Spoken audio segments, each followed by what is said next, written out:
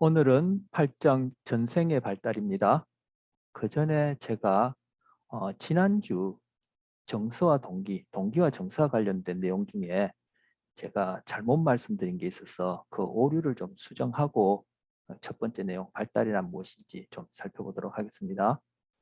정서 이론 중에 제임스 랑게 이론이라는 것이 있었고, 그리고 샥트 싱어 이론해서 인지적 명령 이론이라는 게 있었습니다. 자, 제가 그때 무서워서 도망가느냐, 뭐 슬퍼서 우느냐, 뭐 이런 질문을 하면서 제가 강조한 바는 자극에 대해서 우리가 어떤 반응을 할 때 우리 주관적인 인식, 즉 자각이 먼저냐, 아니면 신체 변화가 먼저냐, 이것을 강조하다 보니까 두 번째 이론, 이 샥트 싱어 이론을 제가 잘못 말씀드렸었어요.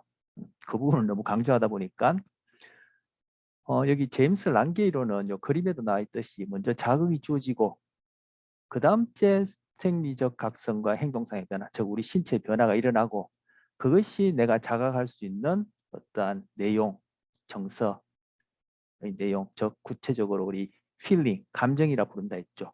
그런 인지적 내용이 되어진다 이렇게 말씀드렸고 어, 그것을 지지해주는 내용으로 스타킹 고르기, 클라팔드 여환자, 그리고 3장에 나와 있는 걸상자 3개, 그 중에 3-1을 읽어봤었습니다.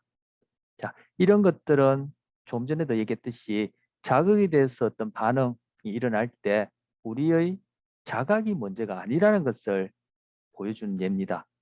그래서 지금 여기 세 가지도 바로 그런 것들을 지지하는 것인데 제가 잘못 얘기한 부분은 뭐냐면은 이러한 제임스 랑게 이론과 그리고 세 가지 지지해주는 우리가 살펴본 이것 말고도 많지만 우리가 살펴본 이 세 가지가 샥트싱의 인지적 명령 이론이 틀렸다라는 것을 보여주는 것이다 라고 제가 얘기했는데 그 제가 잘못 얘기한 거예요. 예, 오류가 있었던 거.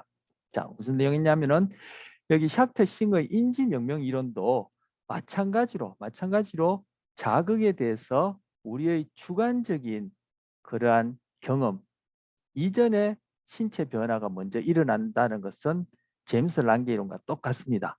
예, 똑같은데 그때 일어나는 신체적 변화는 모호하다.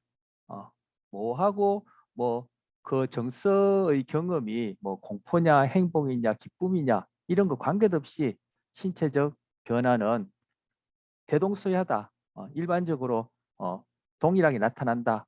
그런데 그 경험에 대해서 그러한 정서적 경험에 대해서 내가 공포다 아니면 뭐 기쁨이다 슬픔이다 라고 내가 주관적으로 자각하게 되는 것은 거기에다가 어떻게 내가 인지적으로 이름을 붙이느냐 인지적인 그러한 처리 과정 즉 언어적인 그런 의식 과정이 요구되어지고 그 결과로서 내가 공포다 기쁨이다 슬픔이다라는 구체적인 그러한 정서 경험을 하게 된다. 즉 feeling 감정을 경험하게 된다. 이런 내용이고요. 앞서 여기 제임스 랑게 이론은 뭐냐면은 자극이 주어지면은 그때 우리 몸에서 일어나는 신체적 변화는 기쁨 또는 슬픔, 공포 같은 경우에 그 각각의 경우에 독특한 신체적 상태 변화가 있다. 앞서 봤던 제임스 랑게 이론은 그것들이 다 일반적으로 대동소이하다 이렇게 봤는데 이 제임스 랑게 이론에서는 그런 각각의 그런 정서 경험들에 수반되어지는 신체 변화는 고유한 그러한 변화의 패턴을 보이고 그것이 주관적으로 경험되어질 때뭐 공포가 되었던 기쁨이 되었던 슬픔이 되었던 그런 필링 감정을 우리가 인지하게 된다. 이런 차이가 있는 겁니다.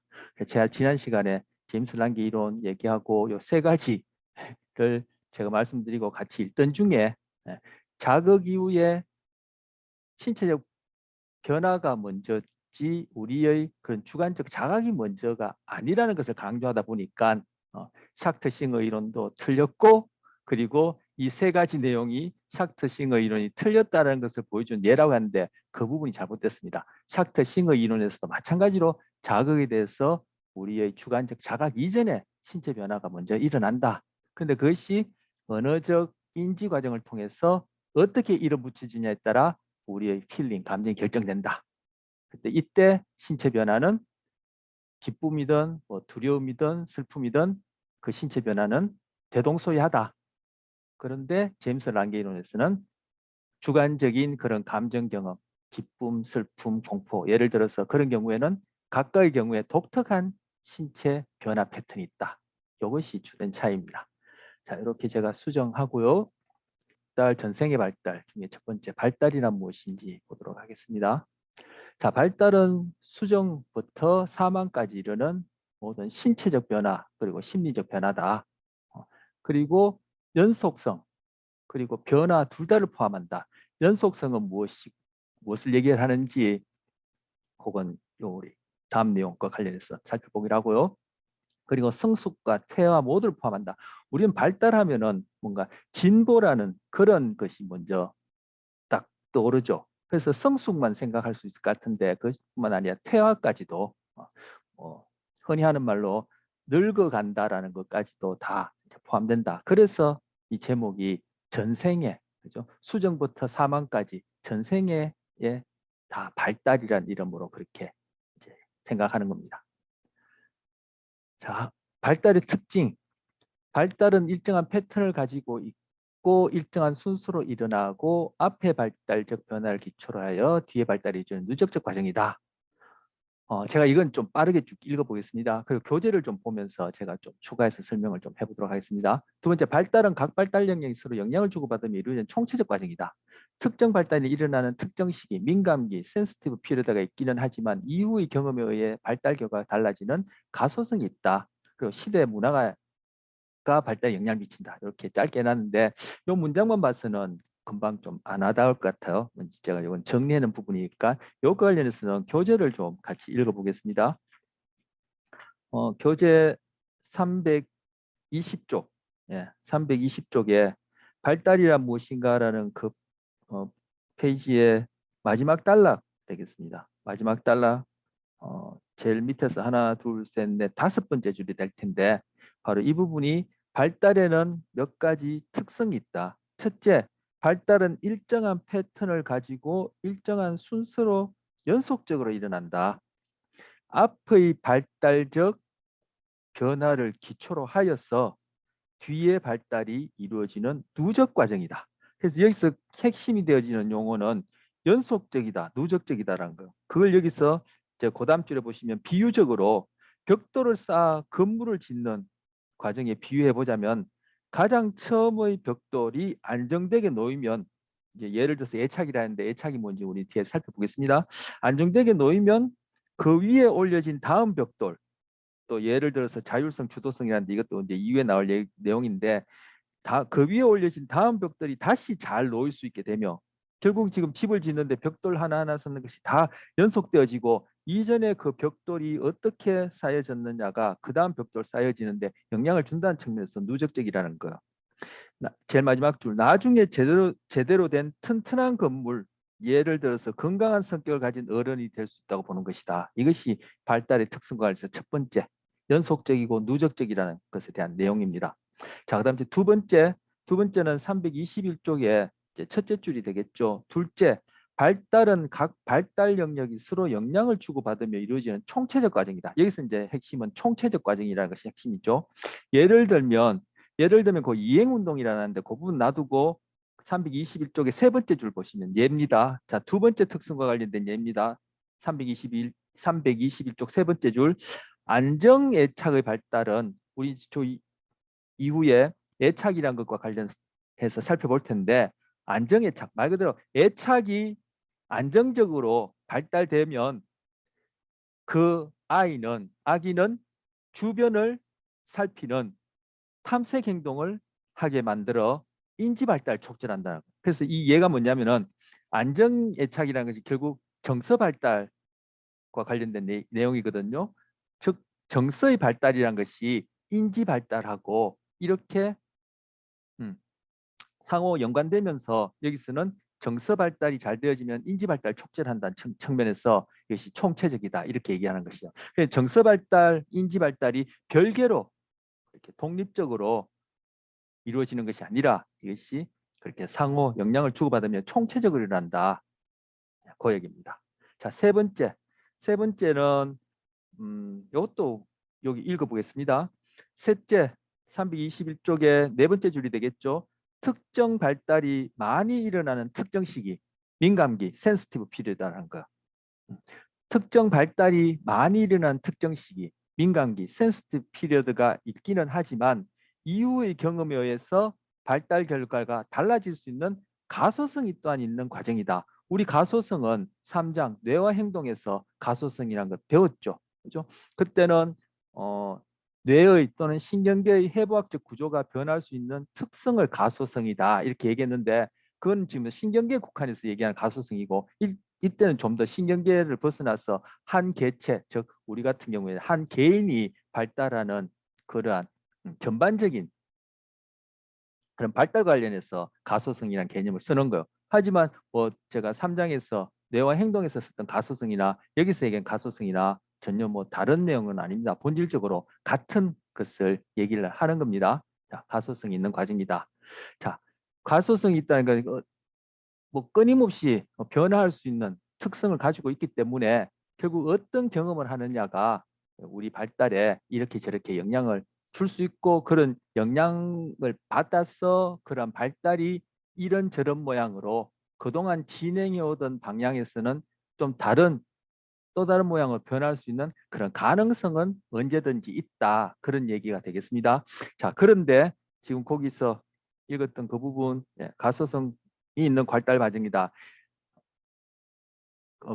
가소성이 있는 과정이 발달이다. 제가 거꾸로 읽었네요.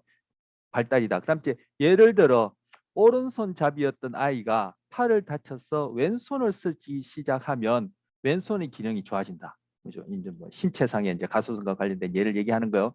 그리고 가소성의 특성, 어릴수록 가소성이 더 크면 나이가 들수록 작아진다. 이거 우리 3장에서 뇌와 행동 얘기할 때 가소성 얘기할 때도 제가 그렇죠. 뇌의 해부학적 구조의 경우에도 얘기를 했던 거요. 그래서 어릴수록 가소성이 크고 나이가 들수록 작아지니까 그렇죠. 그런 변화할 수 있는 그런 특성, 가소성은 있지만 그것이 초기에 경험하고 후기에 경험하고 뭐 나이가 많이 들어서 그죠. 장년, 노년의 경험하고는 그것이 그런 발달에 영향을 주는 정도가 다르겠죠. 예. 그래서 여기서 세 번째 특성이 민감기와 가소성 얘기하는데 이 민감기는 이 문장에도 나와 있지만 어떠한 경험을 한 것이 그것이 뇌에 영향을 주던 결국 이거는 한 개체 한 개인의 전체적인 발달에 영향을 줌에 있어서 그것이 특정한 시기에는 동일한 경험이라 하더라도 그러한 특정한 시기 즉 민감기가 아닌 경우보다 더 발달에 영향을 줄 수 있다는 거. 그걸 민감기, 센시티브 피리어드라 합니다. 우리 뒤에 이 부분에 뭐 언어 발달과 관련해서 보지만 제2외국어를 배울 때 가장 효율적일 수 있는 시기가 있다라고 여겨지고 그러한 시기를 일컫자면 민감기 이렇게 얘기할 수 있는 거. 뭐 우리가 두 발로 걷는 거, 여러분 뭐 두 발로 직립보행하는 거 뭐 자연스럽고 그거 뭐 태어나면서부터 선천적으로 하는 것 아닌가 싶을 만큼 그렇게 우리가 부지불식간에 자연스럽게 배우고 발달의 결과로 우리가 그렇게 활동하고 있지만 그것이 또 직립보행하는 것이 배워야 될 텐데 즉 경험에 의해서 우리 이제 그 직립보행이라는 그런 행동이 발달돼야 될 텐데 그것이 특정 시기를 지나서 그러한 두 발로 걷기가 훈련되어지면은 그러한 민감기 특정 시기 때보다 그것이 훨씬 비효율적이라는 거예요. 즉 두 발로 걷기가 쉽게 그렇게 잘 안 된다라는 거예요. 뒤에 가서 예를 보겠습니다. 그 외에도 뭐 여러 가지 많죠. 우리의 뭐 일컫자면은 뭐 많이 있겠지만 제가 가장 뚜렷하게 뭐 직립보행하고 뭐 또 다른 언어 발달 관련해서 얘기를 했는데 동일한 경험이라 하더라도 발달에 있어서 아니면 우리 뇌라는 얘기를 아까 했으니까 뇌와 관련해서 얘기하자면 뇌의 어떠한 그런 기능적 구조적인 변화와 발달에 있어서도 그렇고 개인 전체의 발달에 있어서도 그렇고 동일한 경험이라 하더라도 민감기에 하느냐 아니면 그 민감기를 지나서 하느냐 또는 민감기 이전에 할 수도 있겠죠. 하느냐 하고 그 영향력, 즉 결과가 상이하다라는 얘기가 바로 이 얘기입니다. 민감기가 있다. 그리고 물론 가소성은 돌아가실 때까지 가소성이라는 특성이 있지만 어릴수록 가소성이 더 크고 나이가 들수록 작아진다. 그래서 뭐 어른들 그런 얘기 간혹 하죠. 뭐 배우는 것도 때가 있지 나이가 들어서 배우려니까 잘 안 된다. 이런 얘기가 바로 가소성이라는 특성이 어릴 때와 그리고 나이가 들었을 때 그것이 가소성의 범위를 할까요? 가소성의 정도가 다르다는 얘기야. 하지만 가소성 자체는 그죠? 태어나서부터 돌아가실 때까지. 아니면 뭐 더 구체적으로 태내에서 수정되는 순간부터 그죠? 가소성이라는 것은 시작되는 것이죠. 자, 그다음 제 시대와 문화가 발달에 영향을 준다는 것 관련해서 교재 또 읽어보겠습니다. 321쪽에 하나, 둘, 셋, 넷, 다섯, 여섯, 일곱 번째 줄. 넷째, 아이가 어떤 문화, 어떤 시대에 살았는가도 발달에 영향을 준다. 결국 뭐예요? 환경이 발달에 영향을 준다는 거죠. 바로 이거 제가 앞선 시간에 장전된 총알과 방아쇠 당기기 또 비유했고 제가 좀 과장해서 여러분한테 강조하기로는 장전된 총알과 방아쇠 당기기가 무슨 의미인지 그리고 또 하나 리베스의 자유의지 실험이 무슨 의미인지만 알면은 뭐 심리학은 다 끝난다 이런 식으로 제가 과장해서 그렇게 얘기했는데 바로 여기 그죠? 장전된 총알과 방아쇠 얘기인 거예요. 즉 바로 방아쇠 당기기가 뭐예요? 환경을 얘기를 하는 거죠. 달리하면 후천적 뭐 메커니즘 또는 뭐 양육, 교육, 환경 이런 것들을 얘기를 하는 거예요. 그래서 이 아까 얘기했던 민감기도 결국은 환경상의 또는 양육상의 경험상의 또 우리가 앞서 배웠던 뭐 학습이란 용어를 빌리자면은 학습이 어떤 특정한 시기에 일어나냐에 따라 그 결과가 상이할 수 있다는 것이 민감기 얘기인 거예요. 그죠? 하지만 학습은 또는 양육은 교육은 또는 환경이 우리에게 미칠 수 있는 그런 결과는 언제든지 그죠? 가소성이 있기 때문에 우리에게 영향을 준다. 그런 의미가 될 테고요. 자, 4번 지금 이제 4번 얘기하다가 다시 3번 얘기를 좀 했는데 4번 시대 문화가 발달에 영향을 준다. 바로 우리는 환경에 끊임없이 영향을 받는다는 얘기예요. 하지만 그 환경에 영향을 받음으로써 우리에게 미치는 영향은 바로 시기에 따라 다를 수 있다. 그것이 이제 민감기라는 얘기를 제가 재차 조금 전에 말씀드렸던 거요. 자, 넷째 아이가 어떤 문화, 어떤 시대에 살았는가도 발달에 영향을 준다. 발달은 어떤 경험을 하느냐에 따라 달라지는데 금방 제가 했던 얘기죠. 아이가 살고 있는 시대나 문화는 아이의 환경이 되고 경험이 달라지게 되죠. 자, 제가 환경, 뭐 양육, 경험, 학습이라 했는데 그 용어가 지금 나오고 있어요. 그죠? 시대 문화라 했다가 여기서는 또 다음 주에는 환경이 되고 경험이 된다 이렇게 얘기를 했으니까 결국 뭐 제가 봤던 다른 분의 비유로 들자면은 어항 속에 있는 물고기는 그죠? 그 어항이 채워진 물에 의해서 뭐 영향 받을 수밖에 없겠죠. 바로 그거와 마찬가지라는 거예요. 우리에게 주어진 이 문화나 달리 하면 환경이라는 것이 경험이라는 것이. 자, 그래서 확대 가족 안에서 부모가 양육을 하고 형제가 많았던 1960년대 이전 시대와 여러분 부모님들이 바로 이제 영유아 시기가 되겠죠. 이때 안 태어났은 경우가 있을 것 같아요. 60년대 같으면 이제 60년대 이전이니까 여러분 부모님보다 더 앞선 세대가 될 텐데 그런 시대와 지금 핵가족 안에서 부모가 맞벌이를 하며 형제가 없거나 적고 다른 사람에 의해 양육되는 요즘 아이들은 같은 6세 나이의 아이라 하더라도 많이 다를 것이다. 마찬가지로 현대 같은 시대에 살고 있는 6세 아이더라도 대한민국에 살고 있는 아이와 아프리카의 사막지대에 살고 있는 아이는 발달은 서로 다를 것이다. 이건 뭐 당연한 얘기인데 이것이 발달이 갖고 있는 특징과 관련해서 네 번째 소개하고 있습니다. 우리 앞서 감각과 지각할 때 그 착각이라는 이름으로 착각 중에서 특히 시각과 관련해서 우리 착시 내용을 많이 봤었는데 착시와 관련해서 그 선분의 길이가 달라 보이는 것도 있었죠.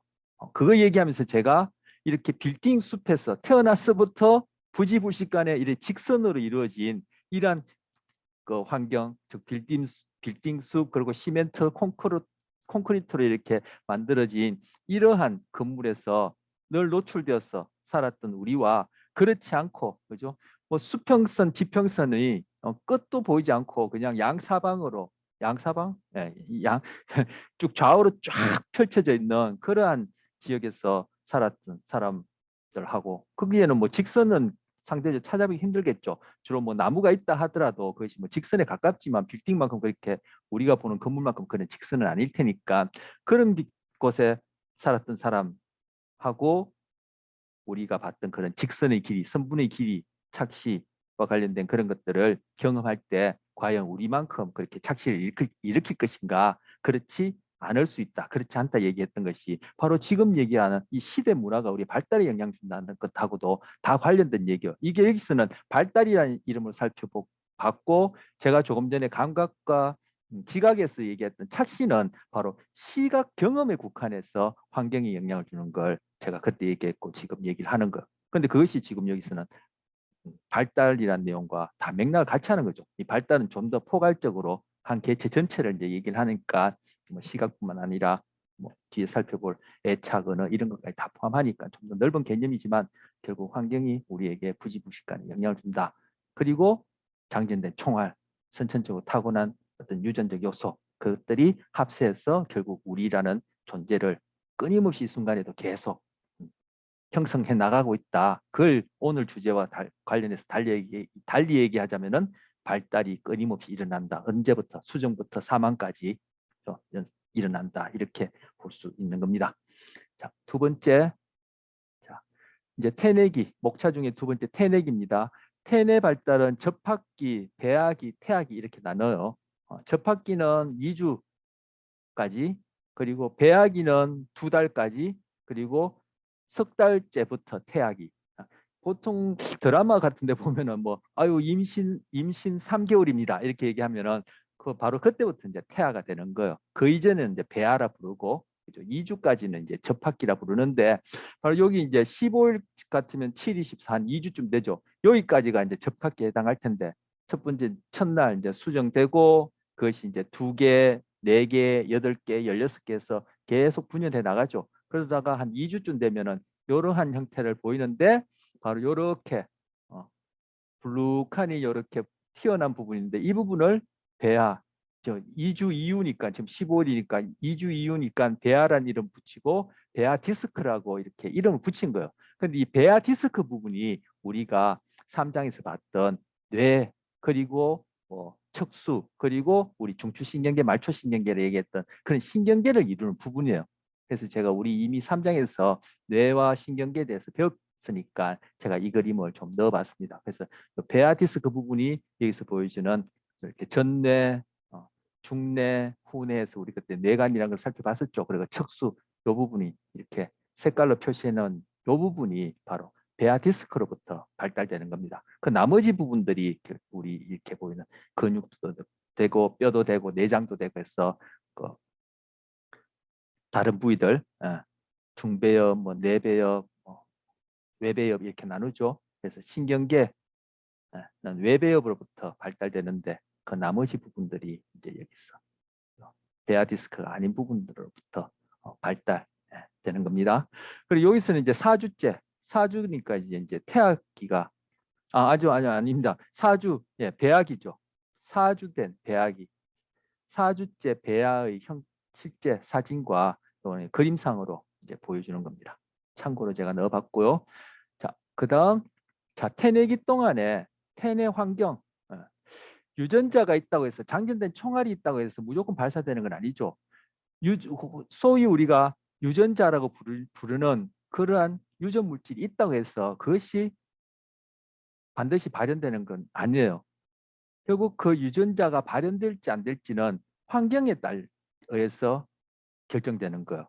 그래서 환경은 유전자의 발현을 결정하는 뭐 스위치 이렇게 비유할 수 있는데 바로 수정되었을 때 그 엄마 아빠로부터 주어진 그런 유전자가 바로 수정되자마자 어떻게 발현될지는 바로 난자 세포 안에 있는 물질 즉 환경이 되는 거죠. 그것에 의해 결정되어지고 아까 접합기를 지나서 배악이 되어지고 태악이 되어지면은 결국 엄마의 자궁 환경이 유전자가 어떻게 발현될지 영향을 주는 것이고 엄마의 자궁 환경이라는 것은 엄마의 신체 전체 그리고 우리가 배우고 있는 뭐 심리적인 이러한 조건이 자궁에 영향을 주는 것이고 그리고 엄마의 신체적 심리적 상태라는 것은 결국 환경 그 환경 안에는 가족들도 있겠죠. 그리고 만나는 사람들도 있겠죠. 뭐 직장인이 되었던 뭐 가족이 되었던 사회적인 관계와 관련해서 만나는 사람들이 있겠죠.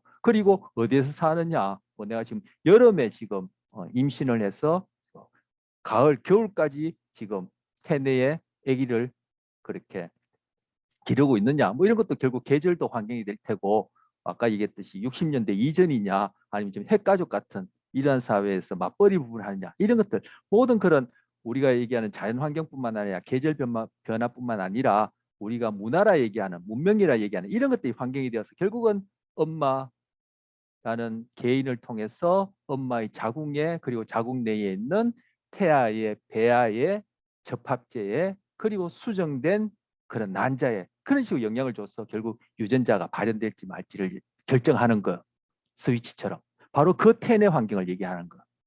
그 중에 교재에 음식과 관련된 부분이 짧게 나오는데 저는 교재에 음식과 관련된 부분 생략하고 제가 갖고 있는 자료를 가지고 여기 좀 소개를 하려고 해요. 식품 보조 영양 요소 이게 결국 뭐 우리가 흔히 비타민이라 얘기하는 그런 것도 식품 보조 영양 요소에 해당해요. 근데 이 식품 보조 영양 요소에 메틸기라 부르는 분자들이 있어. 근데 이 메틸기가 유전자에 들러붙으면은 유전자가 발현되는 것을 막아요. 근데 막아요. 그리고 이 메틸 기가 유전자에 들러붙는 것을 메틸화 반응, 들러붙어서 유전자 발현을 막는 것을 메틸화 반응이라 하는데 이것은 식품 보조 영양소뿐만 아니라 바이러스 감염, 요즘 뭐 저희 그죠, 코로나라 해가지고 뭐 변이가 계속 생기고 하는데 이런 것도 지금 메틸화 반응에 영향을 줄 수도 있겠죠. 뭐 실제 주는지 뭐 줬는지 주고 있는지는 뭐 연구된 바가 있으면 알 테고 뭐 저는 개인적으로 연구된 바가 있는지 없는지 모르겠지만 하여튼 바이러스에 의해서 또는 특정 어떤 약물에 의해서 아니면 몹시 그 산모가 굶주렸다든지 산모가 많이 굶주렸다든지 이러한 것들이 바로 유전자의 메틸화 반응을 통해서 유전자가 발현되는 것을 막는다라는 거. 그 중에 바로 식품 보조 영양소, 그래서 비타민도 여기 포함될 텐데 그것들에도 이런 메틸기 분자들이 있어서 유전자 발현을 막는다는 거. 그래서 임신 중에 이렇게 식품 보조 영양소를 그렇게 장기적으로 그렇게 비선택적으로 그렇게 사용하는 것이 도움이 될까 이러한 이제 이슈가 있어요.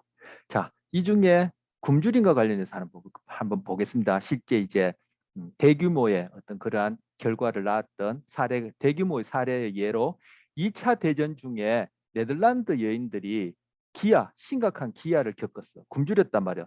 그때 임신한 아이들이 아니라 임신한 여성들이 낳은 아이는 당연히 체중 미달이겠죠. 그런데 그 아이가 태어나서 나중에 뭐 청소년이 되고 성인이 되고 하는 중에는 엄마처럼 그렇게 기아를 겪지 않고 정상적으로 식사를 했는데도 나중에 했는데도 그 아이들이 다 자란 아이들이 나중에 아이를 낳았을 때 결국 이제 어른이 되어서 성인이 되어서 아이를 낳았을 때 결국 뭐요? 즉 네덜란드 2차 대전 때 굶주린 여인들 입장에서는 손자 손녀가 되겠죠. 근데 그 손자 손녀들도 체중 미달로 태어나더라는 거. 체중 미달인 아이의 엄마는 정상적인 식사를 했어. 근데 그 엄마의 엄마, 즉 체중 미달인 아이의 할머니가 기아를 겪었는데 이렇게 영향을 준다는 거. 이게 바로 후성 유전이에요. 이걸 후성적 유전 또는 후성 유전이 하는데 아까 식품 보조 영양소가 유전자 발현에 영향을 줘서 그것이 어떤 발달에 영향을 주는 거. 이거 바로 후성 유전의 예를 지금 얘기를 하는 거. 근데 그것이 음식을 통해서 이렇게 영향을 줄 수 있다는 거. 이때는 이제 기아의 상태고 이때는 무엇을 먹느냐가 영향을 주는 것이고. 자, 후성 유전은 이 경우는 이제 음식은 아니지만 후성 유전이 또 어떻게 영향을 주는지 보는 겁니다. 지금 다 이제 후성 유전과 관련된 것 얘기를 하고 있습니다. 그 중에 음식이 후성 유전이라는 이름으로 어떻게 영향을 주는지를 봤고, 자, 후성 유전과 관련해서 또 다른 예를 보자면은 자폐 그리고 천식 발생률에도 후성적 유전으로 인한 그러한 영향력이 있더라는 거예요. 천식 발병률이 할머니 대해서 임신 중에 담배를 피운 경우 그 자녀가 담배를 피우지 않더라도 손자대에 가서 천식 발병이 2배가량 높더라는 거예요.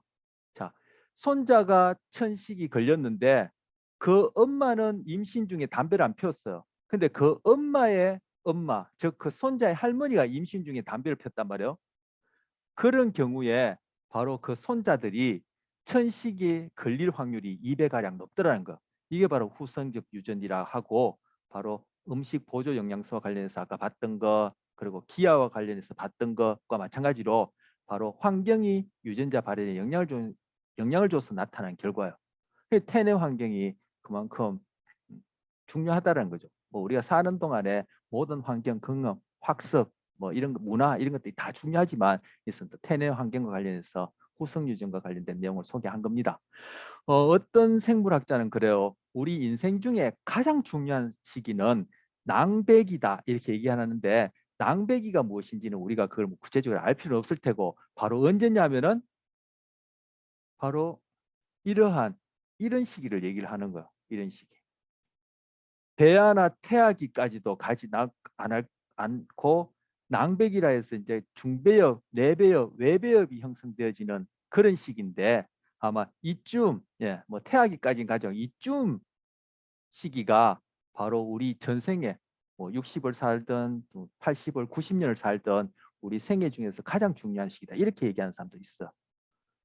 아까 가소성과도 관련해서 어릴수록 가소성이 크다. 그리고 민감기와 관련해서도 초기의 경험이 상대적으로 큰 영향을 준다라는 측면에서 볼 때도 결국 태내 환경이 그만큼 중요하다, 상대적으로 중요하다 그렇게 볼 수 있겠죠. 바로 그것이 처음에 봤던 발달 관련해서 연속적이다, 누적적이다 하는 것과 관련되는 거예요. 아까 건물을 벽돌로 짓는데 처음 벽돌을 어떻게 안정되게 열을 맞춰서 그죠? 잘 쌓아 올리느냐가 그 다음 벽돌에서 최종적으로 집이 어느 만큼 안정적으로 완성되느냐에 영향을 준다라고 그렇게 비유한 바로 연속적, 누적적하고도 관련되는 얘기예요. 그래서 상대적으로 초기 경험이 중요하다. 그리고 그것과 관련해서 민감기, 그리고 가소성이 어릴수록 크다 하는 것도 다 연관된 얘기라고 볼 수 있습니다. 자, 태내 환경과 관련해서 음식 살펴봤고요. 그다음에 두 번째 음주. 음주는 우리 태아알코올 증후군이 교재에 언급되고 있는데, 이건 우리 3장에서 뇌와 행동할 때 태아알코올 증후군 자세히 살펴봤었죠. 자, 그다음에 흡연. 임신 중에 흡연하면은 태어난 아이가 저체중인 경우가 많고, 그리고 어릴 때 많은 병치레를 하는 경우가 있더라. 그리고 영아 돌연사 증후군이라는 것이 나타나는 경우가 많더라. 그리고 그 아이가 태어나서 장기적으로 오랫동안 지적 결함이 있더라. 그리고 임신 중에 흡연을 하면은 그 태어난 아이가 주의력 결핍 과잉 행동 장애, 즉 ADHD를 겪는 경우가 상관이 있더라. 그리고 면역계 결함이 있는 경우가 있더라. 그리고 나이 든 경우에 비행과 범죄에 연루되는 일이 많은데, 특히 남자아이들이 더 그렇더라. 즉 남자아이를 임신했을 때 엄마가 흡연하는 경우에 그 남자아이가 태어나서 나중에 이런 비행과 범죄에 연루되는 경우가 상대적으로 더 많더라라는 것을 보여주는 것. 여기서 ADHD 같은 경우에는 우리 앞서 배웠던 전전두 피질 또는 전전두엽의 기능 구조와 관련되고요. 그리고 비행 범죄와 관련해서 뭐 이런 경우와 관련해서 뭐 극단적이다. 한 예로 얘기하자면 바로 소시오패스라 얘기할 수 있는 사회병질.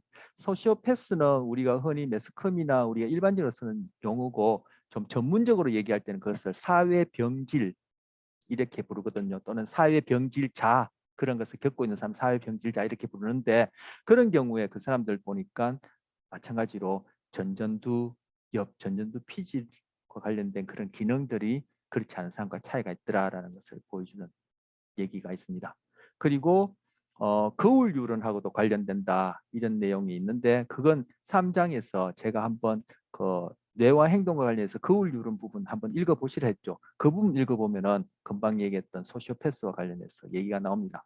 결국 이런 흡연이라는 것이 흡연이라는 것이 음주의 경우에도 연결해서 생각할 수 있는데 흡연이라는 것이 뇌 발달 중에서도 가장 나중에 그리고 상대적으로 취약한 그런 뇌부위, 즉 전전두 피질의 발달, 정상적인 발달과 관련해서 이것이 그러한 나쁜 영향을 준다 이렇게 볼 수 있는 내용들입니다. 자, 그다음 이제 태아기를 지나서 영아기, 유아기입니다. 영아기는 2살까지, 그다음 유아기는 초등학교 입학하기 전까지 이렇게 나눌 수 있습니다. 자, 그래서 영아기, 영유아기 합쳐서 보는데 첫 번째 신체 운동 발달, 1차 성장 급등기요. 엄청나게 빨리 큰다는 거예요. 몸이 그리고 움직임이 그냥 눈에 띄게 그냥 확 달라진다라는 거예요. 그럼 1차 성장 급등기가 있다는 얘기는 1차가 있다는 얘기는 2차가 있다는 얘기겠죠. 2차 급등기는 언제일까요? 바로 청소년 시기요. 사춘기. 그때가 2차 성장 급등기고 1차 성장 급등기 바로 출생 이후 신체 발달. 그리고 신체 발달 관련해서 운동 발달이 가장 빠르다. 그것이 바로 영아기 태어나서 2살까지다. 그렇게 얘기를 하고요. 뭐 여러분 주변에서 그죠 볼 수 있죠. 앞으로 여러분 이제 몇 년이나 지나면 직접 경험할까요? 자, 그리고 우리가 생각하는 것보다 환경에 적용할 수 있는 능력을 더 많이 갖고 태어난다. 이거 바로 장전된 총알 얘기죠. 그죠? 완전히 백지로 태어나서 그죠? 후천적인 그러한 경험, 양육, 환경, 교육에 의해서 우리가 이 살아가는데 필요한 적응에 필요한 그런 능력들을 다 갖추는 것이 아니라 태어날 때부터 일부 구체적이진 않지만 우리가 지금 구체적으로 갖고 있는 여러 가지 능력들을 가능하게 하는 전체적인 두리뭉실한 그러한 어떤 능력들은 타고난다. 한편 또 그런 능력 중에서는 상대적으로 또 구체적인 그런 능력들을 이제 갖고 태어난다. 그 예로 우리 앞서 봤던 감각과 지각 중에 그 얼굴을 인식하는 것 있었죠. 시각 자극 중에서도 특히 얼굴 비슷한 형태에 대해서 더 많은 주의를 기울이고 그래서 얼굴 인식과 관련해서는 그런 선천적인 장전된 총알 같은 그런 능력이 있다라고 하면서 감각과 지각에서 그 지각 능력과 관련해서 그런 한 가지 예를 보여줬는데 그 깊이 지각도 마찬가지죠. 깊이 지각도 마찬가지고 그렇죠. 낭떠러지처럼 보이는 그런 것에는 애가 소위 우리가 얘기하는 그런 두려워서 그리로 가지 않으려고 하는 그러한 능력들 그 위에도 뭐 많이 있지만 우리가 살펴본 그 두 예에서도 볼 수 있는 것처럼 타고날 때부터 그런 능력을 많이 우리가 생각하는 것보다 많이 갖고 있다. 즉 장전된 총알이 꽤 있더라. 제가 비유적으로 얘기하면 그렇게 얘기할 수 있습니다. 자, 바로 다음 얘기가 우리 그 감각과 지각에서 봤던 얼굴에 반응하는 특성을 교재에서 여기서 다시 소개하고 있습니다. 신생아는 뭐요? 갓 태어난 아이란 얘기예요. 그죠? 2살까지도 안 가고 2살 아이를 신생아를 부르지 않죠. 바로 갓 태어난 아이, 며칠 되지도 않은 아이한테 빈 원반이나 얼굴 특징이 뒤섞인 원반이나 표준적인 얼굴 원반이나 이렇게 여러 가지 그런 자극들을 보여주니까 신생아들이 바로 얼굴이라고 우리가 인식하게 되지는 그러한 패턴에 더 오랫동안 그런 주의를 보이더라. 그게 이제 시선을 고정하고 있다는 얘기죠. 바로 그 행동을 통해서 이제 주의 집중한다, 주의한다라고 이제 여기지는 거죠. 그럼 그 아이들이 그것이 뭐 얼굴이라는 건 우리가 서로 얼굴 인식하는 그러한 어떤 언어적 의식 수준에서 그 얼굴을 집중한다 이렇게 얘기지는 않죠. 그죠?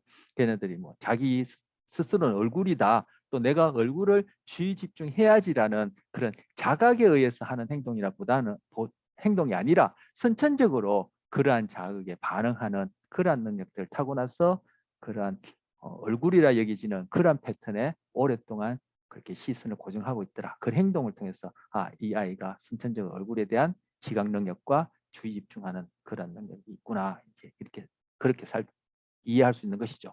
그래서 다른 자극보다 사람 얼굴과 유사한 자극을 유사한 이제 사람 얼굴에 해당하는 그런 패턴에 대해서는 더 선호하는 성향을 가지고 태어나더라. 바로 그것이 어떻게 우리의 생존에 그것이 도움이 되기 때문에 그렇게 얼굴과 유사한 얼굴이라고 우리가 인식하게 되어지는 그런 패턴에 이렇게 선호하고 뭐 주의한다, 뭐 그죠? 그것에 대해서 시선을 고정한다. 이러한 성향, 행동을 가능하게 하는 그런 유전적 요소가 자연 선택을 통해서 진화되어 왔다. 이렇게 설명할 수 있는 거야. 생물학적으로 얘기를 하자면. 그러니까 그렇기 때문에 우리가 태어날 때 바로 그것을 비유적으로 얘기하자면은 그런 자연 선택을 통한 진화의 결과로 비유적으로 얘기하자면 장전된 총알을 우리는 갖고 태어난다라는 거야. 그런 능력을 갖고 태어난다. 이렇게 얘기할 수 있습니다. 왜? 그러한 능력, 즉 여기서 구체적으로 얼굴과 관련해서 얼굴과 유사한 자극을 더 선호하는 성향을 발현하는 그러한 유전자를 지닌 개체들이 생존에 더 유리하기 때문에 그것이 자연 선택을 통해서 도태되지 않고 결국 진화되어 왔기 때문이다. 이렇게 이제 생물학적으로 설명하는 거죠. 신체 운동 발달 관련해서 좀 더 보면 이제 반사 능력도 이거 타고나는 거죠. 여기서 포유 반사, 빨기 반사 교재에 있는 거 두 가지만 했지만 이거 말고도 제가 더 올릴까 하다가 뭐 교재에 있는데 두 개만 했는데 이거 말고도 뭐 그죠 뭐랄까 눈 깜빡이는 거, 눈에 이물질이나 그 뭐 바람을 불었을 때 눈을 깜빡이는 거, 그리고 어두운 곳이나 밝은 곳으로 옮길 때 우리 앞서 시각할 때도 그런 얘기 했지만 홍채 즉 동공이 크기가 커졌다 작아졌다 이것도 동공 반사, 홍채 반사라고 얘기하는데 반사. 그리고 입안에 들어가면은 삼키기 반사. 여러분 입안에 물 한 모금 뭐 묻고 그걸 넘기지 않으려고 해봐요. 그게 물이 자꾸 이게 입안에 그런 식도를 자극해서 자꾸 넘기려는 반사가 일어나요.